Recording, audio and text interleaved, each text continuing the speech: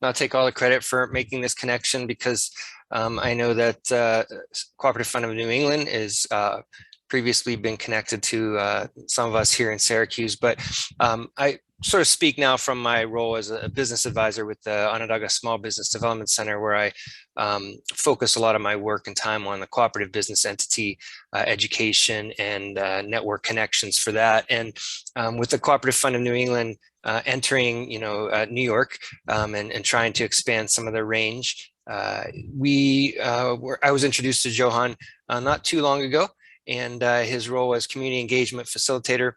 So I was really happy to start thinking, outside of Syracuse. How do we keep these network connections growing? How do we build them within and without of our immediate communities? And so one of the ways is to invite people in, and that's kind of the idea with bringing Johan in today to talk about co-ops a little bit. And co-ops are a natural fit with food systems, right? I mean, agricultural co-ops have existed for a long time. Farmers joining together to effectively co-market their products. The food co-op, grocery co-op movement, the retail consumer co-op movement that many of us are familiar with, and probably the most familiar co-op here in Syracuse, right? The Syracuse Cooperative Market. So it's something that we are probably connected with in one way or another, but it's also a potential tool for us to grow the network and to grow the facilitation of food production and distribution as well, but also for other kind of businesses that are sort of alongside, food production and a part of the whole food system. So I want to say thanks to Johan for joining us today, for becoming a part of, a community of practice here in Syracuse and Central New York. And we'll have some more things to share about what else we're going to do in regards to that community of practice. But Johan, why don't I turn over to you right now? Thank you. Hey, good afternoon, everybody. So I updated my slide deck on the Google slide. Maybe these are PDFs. These are PDFs. Let me get there. I'll let you just introduce yourself for another second, if that's okay. And sure. I will get us there. Yep. I could drop the link or share screen, whatever's appropriate.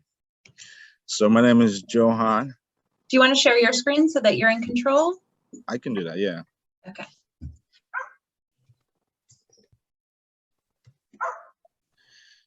All right.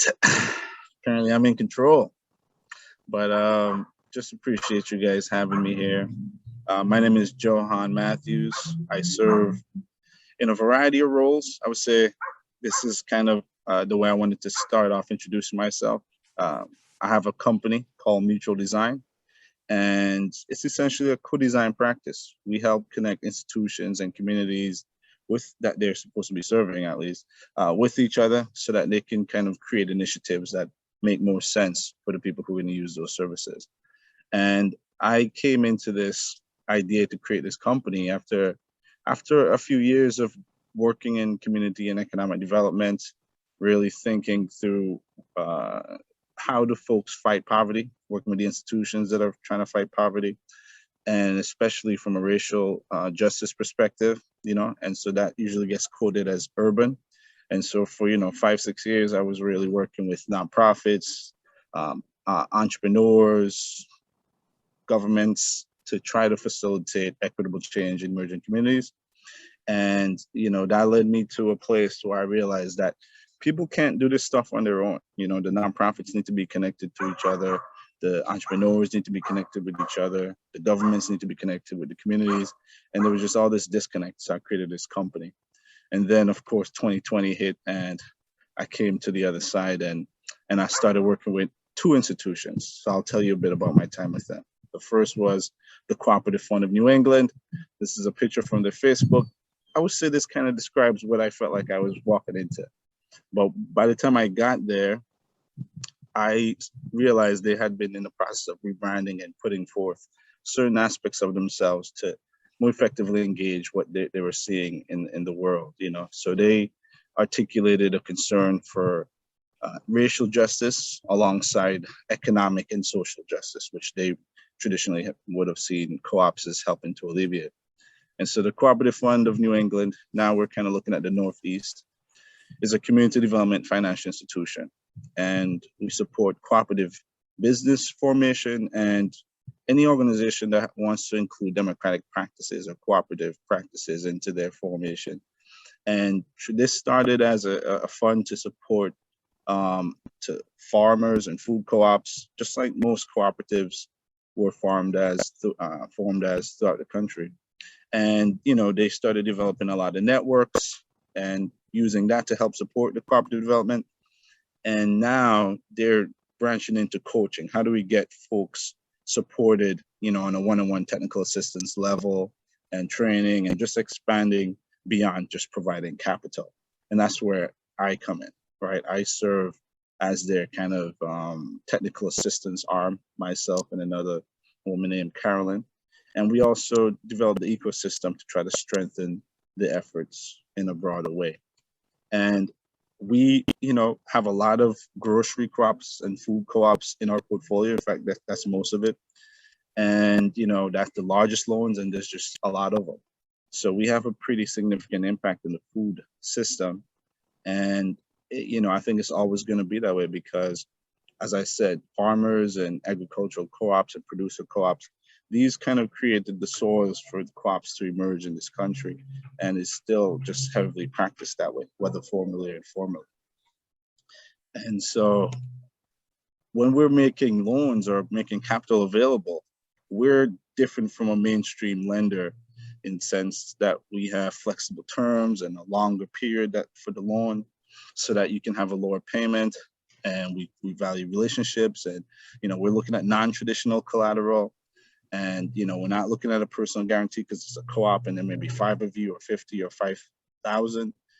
And, you know, we're not doing credit check because, again, it's not one person. And, you know, we're looking at the conditions in your industry, but we're hoping that it's mission aligned. And so we're much more flexible than a mainstream lender, right? And I want to contrast that to another fund that I work with called the Black Pharma Fund.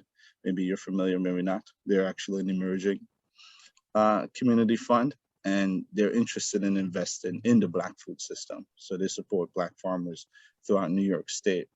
And they kind of started similarly, right? They brought capital together and tried to create access to capital for Black farmers because they recognized that had been previously not very accessible. And then they created this pilot community to help govern the organization to distribute these loans. It's a group of 12 business owners and farmers, folks who can really empathize. And then I kind of came on last as the coaching arm of this again, right? So I kind of come on at the end after we kind of assemble some capital. And, you know, the whole reason for doing this, they have illustrated pretty in a cool way on their website. So I just grabbed some images, right? We're looking at 1920, 15 million acres owned by Black folk to, you know, less than 1 million, and Black farmers today representing 1.3% of farmers. And so it's pretty stark compared to what it could be and what it was. And then thinking about how do we address that? So I work with about 8 farmers. Over 50 farmers had applied to get into their program, and they accepted 10, and I work with 8 of them. And so they do a mix of grants and loans, and they really are trying to help in a broader way. And, you know, the way they make loans is, you know, we thought the co-op fund was flexible from the mainstream. These guys are the next lane over, you know, maybe 10 lanes over. And so it's a completely different game. You know, terms are being requested by the borrowers, you know, no collateral, no personal guarantees, really just thinking about just providing coaching as the way to say this loan be paid back just based on the strength of the community and their relationship to the fund. And it's really all about mission alignment.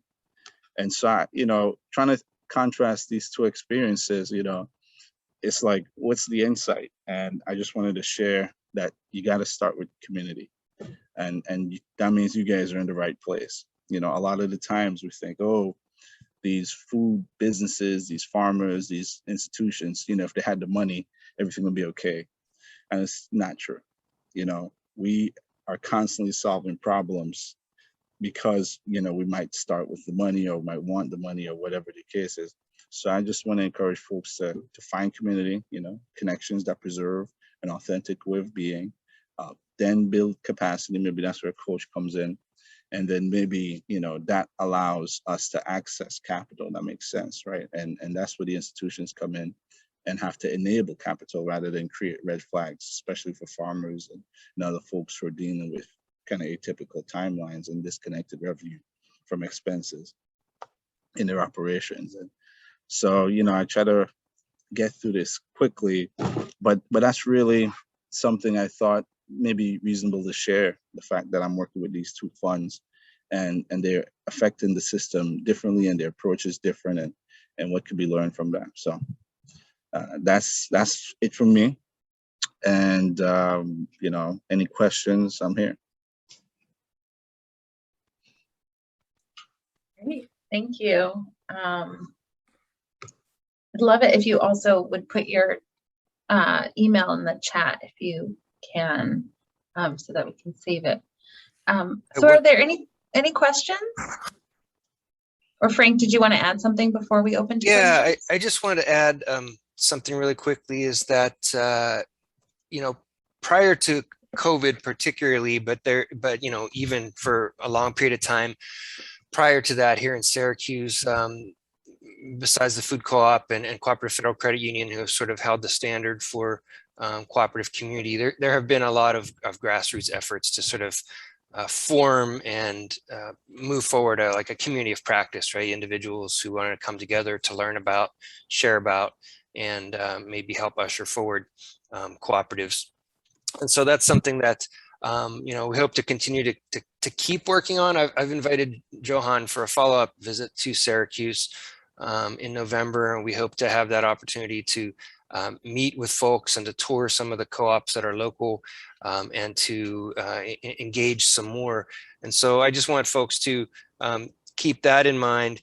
And then one final thing is that we will be through the Small Business Development Center here in Syracuse doing a series of workshops this winter on the cooperative business model. So when that's ready for distribution, I'll certainly share it through the SOFSA email list and through other locations as well.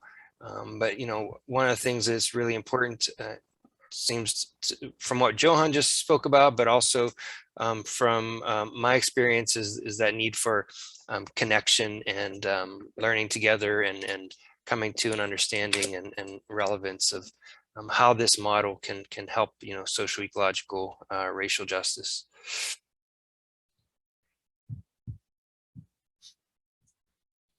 Thank you both. So yeah, with that, we can open to questions.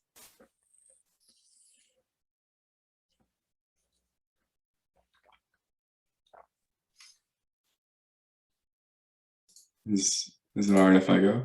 Yeah, Steve, go right ahead. So Johan, as I mentioned in our breakout session, I'm working on a pop-up restaurant that I've been running since the summer.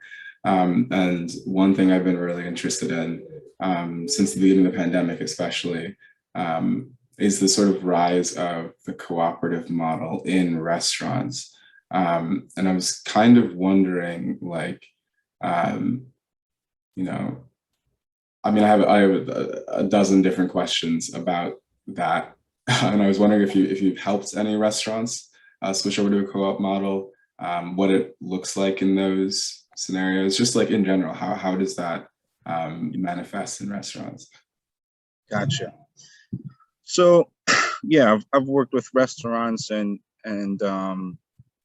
folks who want to do something about food or to help solve a problem for a community. And I would say there are really three things that come into play. And, I'll say this first before I go into that. A co-op is really a problem-solving tool for a community, right? We have a problem and we want to be able to solve it. And we can solve it as users of this company, right? This business is intended for the benefit of us, right? So we're consumers and we want to own this thing, right? So usually the food grocery store co-op, right? A community that doesn't have access to fresh, healthy food decides, you know what, 1,000 of us, 2,000 of us, we want to create something that we can use. And so we get the benefit of owning this thing that we use. And then there might be folks who say, you know what, we are workers in this industry and we want to access a living wage and some autonomy in our work. And so we're going to be worker owners of this establishment. And it's going to give us some freedom. And we're going to be a worker-owned restaurant, right? So we're solving a different problem here. And then you can, extend it down the way, maybe we're a bunch of chefs and, we have this personal cooking business or whatever, but I never had time to do my taxes. I never had time to, do the accounting, marketing. And so we all come together to purchase shared services like an accounting system or a restaurant space. And we all have stalls in there. You know what I mean? And so there's so many ways that you can configure a business cooperatively to engage the problem you're trying to solve, whether we want to access this good or service that we previously did not have access to, and we want to own that, or we want to create an employment opportunity for ourselves, and we band together to do so because it's more sustainable, or, so on and so forth. We solve other problems. And by and large, you're going to see a lot of worker-owned restaurants because of, the heavy reliance of the labor. And, there's a big capital requirement for the startup in terms of expenses and stuff like that. But with groups like us and other funds that are available, folks are getting some help with doing so, with getting that startup capital because they've got the people who can make this work. And so that's what I find a lot, just worker co-op restaurants. So I'll say there and then we can go on with any more questions in that regard. And I'm sure Frank can add a ton to that too. That was a great explanation.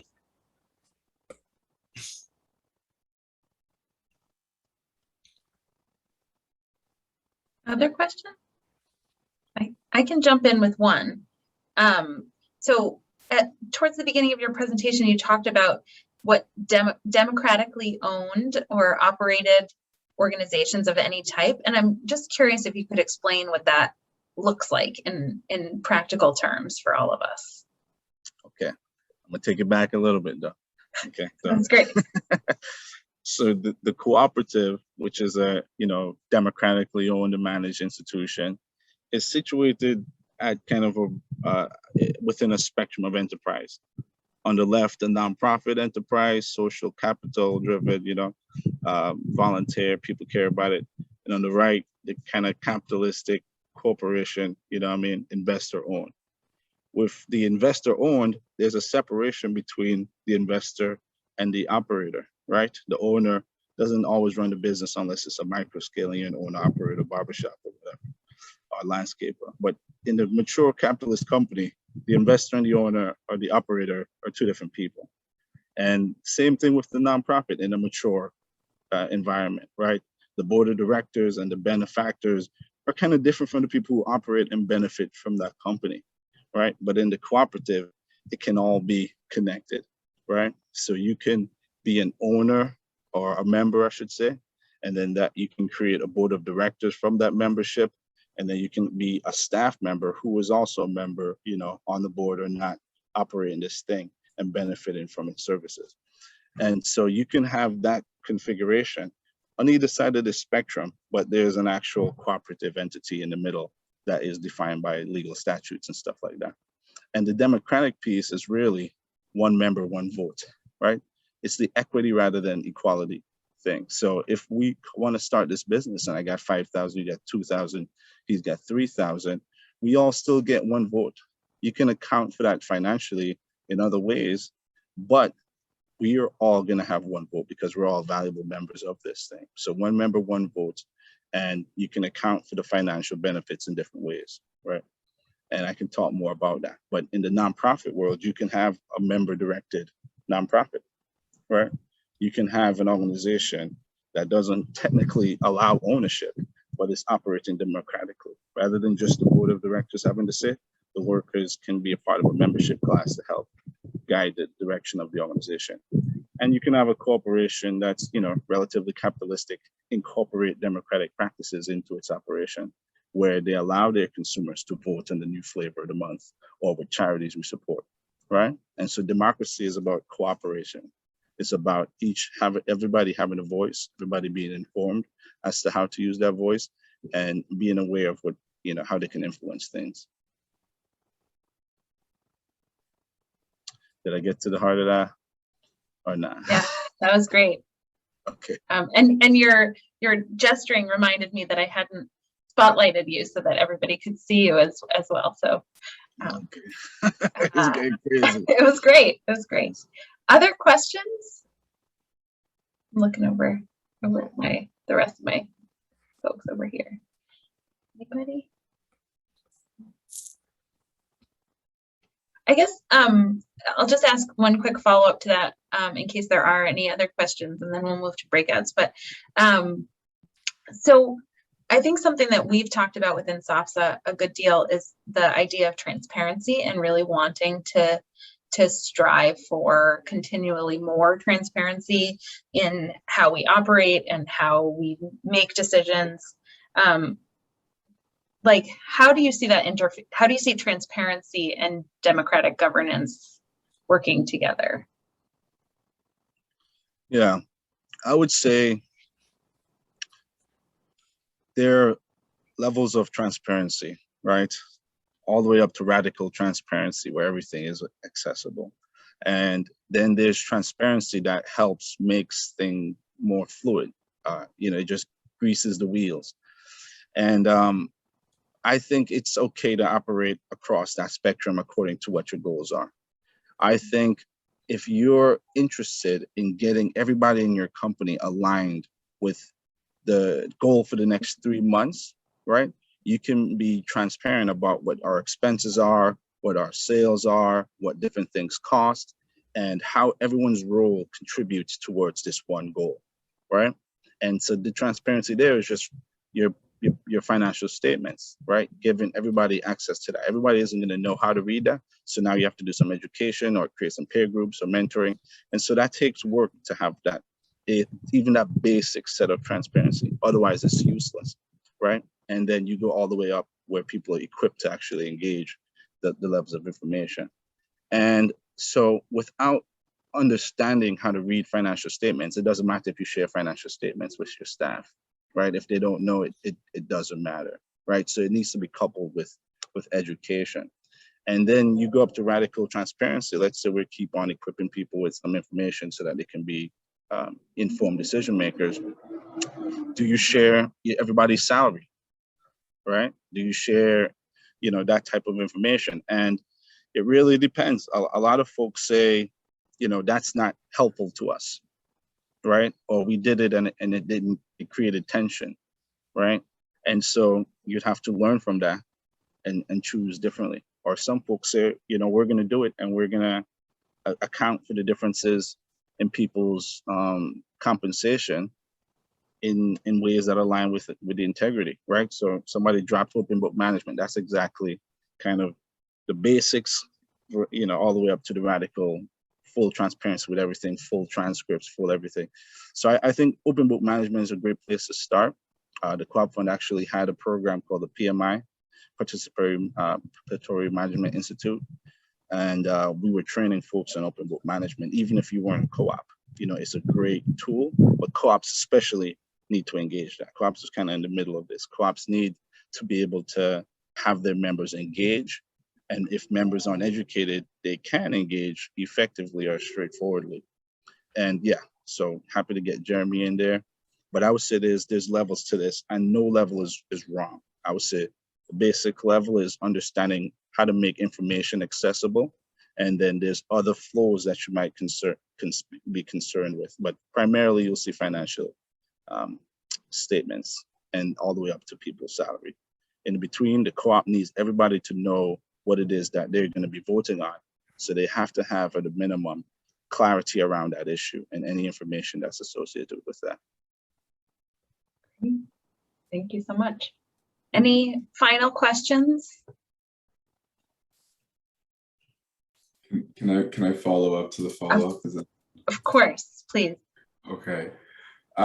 So what I'm kind of curious about, like you mentioned, like salary transparency and how, like in some situations that's made, like that's created tension rather than sort of like aiding in people feeling more like, you know, like there's more transparency, there's more clarity, and equality with them and their coworkers. And that what that got me thinking about is how, like, you know, in like any democracy, also in like a political system, like it doesn't really work. Not just if, like, yes, if people aren't informed, democracy kind of fails, but also if people like don't have a certain level of buy-in and aren't as interested in like participating democratically as other folks, then like certain sectors end up dominating the conversation.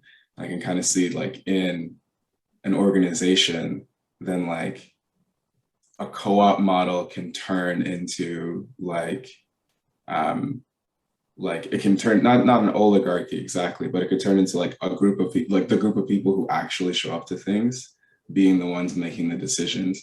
And so I'm wondering how, like, and this, I guess, is a question for Jeremy too, but like, how do you like help get buy-in from the whole of an organization, from the whole of a membership, of a staff, depending on the different, like whatever type of business it is or whatever type of organization it is, so that it really is actually democratic, it really is actually representative of a wide swath, rather than just the people who are there and are there all the time. Yeah.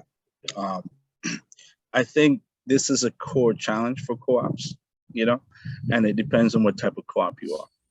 If you're a consumer co-op and you're interested in a very broad base of membership because you need those people to be customers, then you're gonna have a less of an emphasis on that. A lot of people just shop at food co-ops and, you know, they kind of really don't know much, you know, maybe they might vote, they get like 35% voter, you know, you don't want that, but that is the environment that, you know, that allows when you have such a broad base of membership and folks aren't as connected. So you might have less, your goals might be lower as far as membership, right? And you still want everybody, but that's what it is, right? You're trying to get people bought in quickly so they can shop and support the enterprise.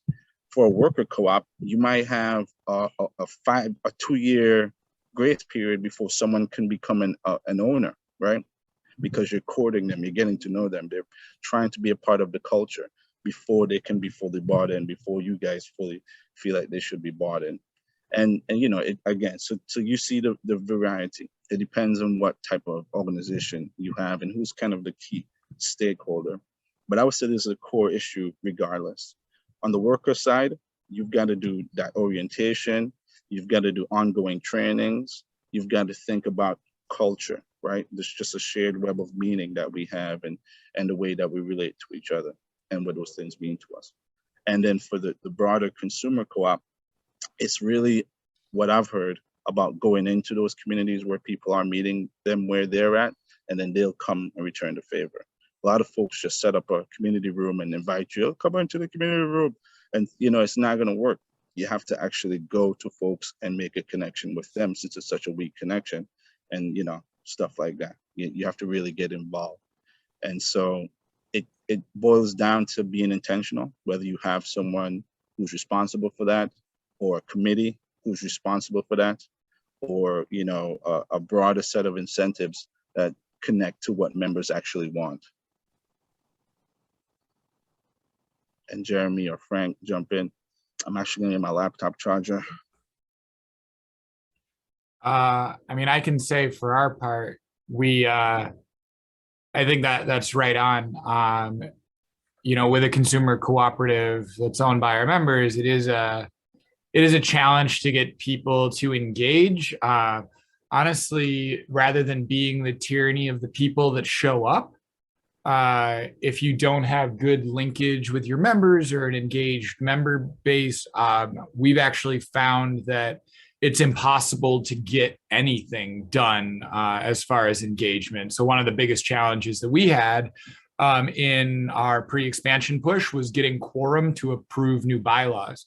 We tried for 3 or 4 years, making a case for folks to come out to approve these new bylaws to allow us to, just clean them up, regular business. And we weren't able to get the New York State requirement of 100 people, which is the minimum required. So it took us years, and we were going to try this one last year, and then we were going to go to the Secretary of State to try to do that. So incur additional legal fees and things like that. So the linkage, especially in a larger organization, we've got over 5,000-6,000 members, and the way that a lot of people want to engage with a consumer co-op is to use the services that are provided. People want a grocery store in an area that sells the food that they want to buy. That is base level, Maslow's hierarchy. That is food and shelter is just we're showing up to participate with the co-op, but we really want people that are in that self-actualized cooperator, running for the board, really on that side of it. So that's kind of where I am. That's kind of what I see more often is the people that nobody wants to show up, and instead of tyranny, you get kind of bogged down and nothing happening governance wise.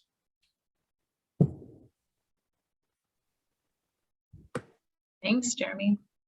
Well, thank you, Johan. This was so helpful. And we're actually now going to break into breakout groups and discuss a little bit further in small groups and see if we can get some thoughts flowing about how we might operationalize, whether within SOFSA or outside of SOFSA.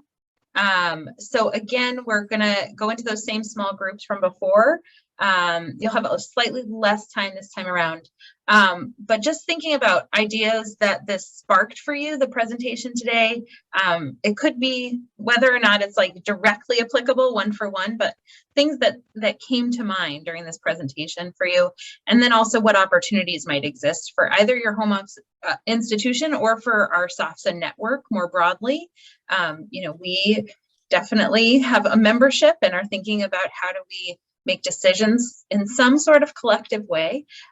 So what learnings might there be from these models? So I do have the prompts that I can put in the chat, which hopefully will make their way to you in your breakout rooms. So we'll be there for about 8 minutes, and then we'll come on back. So be prepared to share back some of the ideas that come out of your conversation. All right, enjoy.